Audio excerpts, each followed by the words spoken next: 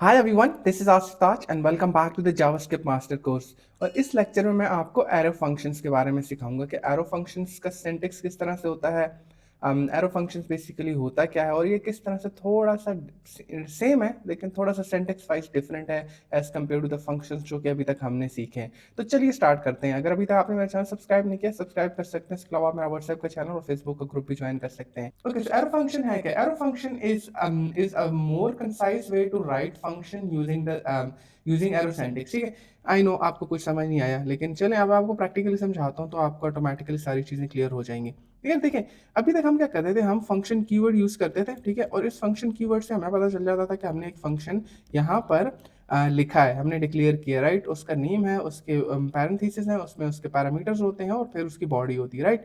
सो ये हम स्टडी कर चुके हैं। अब एरो फंक्शंस कोई इसमें कोई खास डिफरेंस नहीं है। ठीक है, अब देखिए ये नॉर्मल फंक्शन जिसमें हम सम कर रहे हैं। ठीक है, अब एरो फंक्शन में क्या होगा कि आपको ये फंक्शन कीवर्ड यूज नहीं करना पड़ेगा। और देखिए आपके पास ऊपर एक फंक्शन है सम। ओके, अब इसको हम एरो फंक्शंस के थ्रू किस तरह से कर सकते हैं, इसका सिंटैक्स डिफरेंट होगा थोड़ा सा। और वो ये कि आपने फंक्शन कीवर्ड यूज नहीं करना और आपने यहाँ पर इस फंक्शन को नेम नहीं देना। अब आप क्या करेंगे, आप डायरेक्ट इंप्लीमेंटेशन स्टार्ट करेंगे। ठीक है, सो लेट्स से पैरेंथेसिस से यहाँ से ये वाली इंप्लीमेंटेशन आप डायरेक्ट स्टार्ट करेंगे। यहाँ पर पैरेंथेसिस यूज करेंगे। इसमें अगर आपके कोई पैरामीटर्स हैं आप वो पास करेंगे और अगर नहीं है तो मत पास करेंगे। एंड देन आप क्या करेंगे, ऐसे रिटर्न करवाएंगे। मैंने एक मिस्टेक किया, उसके बारे में आपको बताता हूँ। यहाँ पर बॉडी के अंदर जो इंप्लीमेंटेशन होगी वो नॉर्मल फंक्शन की तरह से होगी जिस तरह से हम करते हुए आ रहे हैं। ठीक है, रिटर्न ए मल्टीप्लाई बाई या ए प्लस हम बी कर देते हैं, राइट। ये हो गया। और यहाँ पर आपने क्या करना होगा, आपने यहाँ पर इसको इस तरह से ग्रेटर देन इक्वल टू और ग्रेटर देन साइन यूज करना होगा। तो ये आपका बन गया एरो। ठीक है, इसको हम कहते हैं एरो फंक्शन।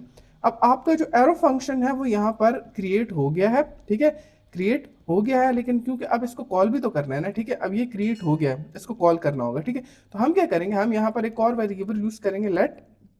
और इसको मैं ना रिमूव कर देता हूँ, राइट, लेट। ओके, यहाँ पर हम कर देते हैं सम, अगेन कर देते हैं। ठीक है, इज इक्वल टू या सम एरो कर देते हैं, सम एरो। ओके, और यहाँ पर देखें अब ये एक फंक्शन है, एरो फंक्शन। ठीक है, सेम है, कुछ डिफरेंट नहीं है। पहले यहाँ पर नेम आ रहा था, अब हमने क्या कर दिया, यहाँ पर हम नेम नहीं लिख रहे हो और हम उसको किसी एक वेरिएबल में स्टोर कर रहे हैं। और उस वेरिएबल में हमारा क्या स्टोर हो रहा है, फंक्शन। ठीक है, ये सिंपल से इसमें डिफरेंस है।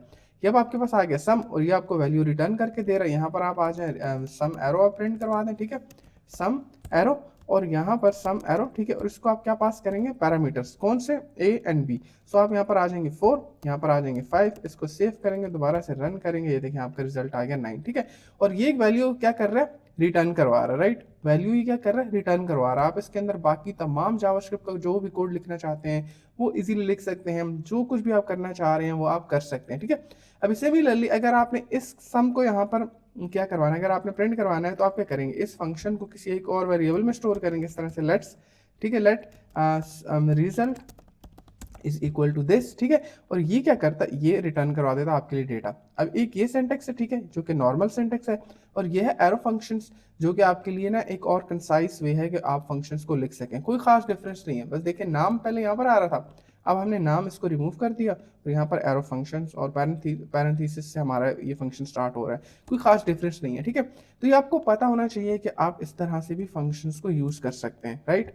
और जो काम आप नॉर्मल फंक्शन से करते हुए आ रहे हैं, जिस तरह से हमने ये फंक्शंस डिक्लेयर किए थे, वैसे ही सब का सारा काम आप इन एरो फंक्शंस में भी कर सकते हैं। ठीक है, और एक चीज और, वो आपने पूरा फंक्शन एक वेरिएबल में स्टोर कर दिया ना। ठीक है, तो ये वेरिएबल अब क्या हो गया, एक फंक्शन हो गया। ठीक है, ये वेरिएबल अब क्या हो गया, फंक्शन हो गया। तो देखिए यहाँ फंक्शन आपने कॉल किया ना, सम एरो, राइट। तो यहाँ पर आपने इसको, ये जो पैरेंथेसिस में आपने पैरामीटर प्रोवाइड किए हुए थे ना, ये आप इसको यहाँ पर वैल्यू पास करें, दैट्स इट। ठीक है, कोई खास डिफरेंस नहीं है।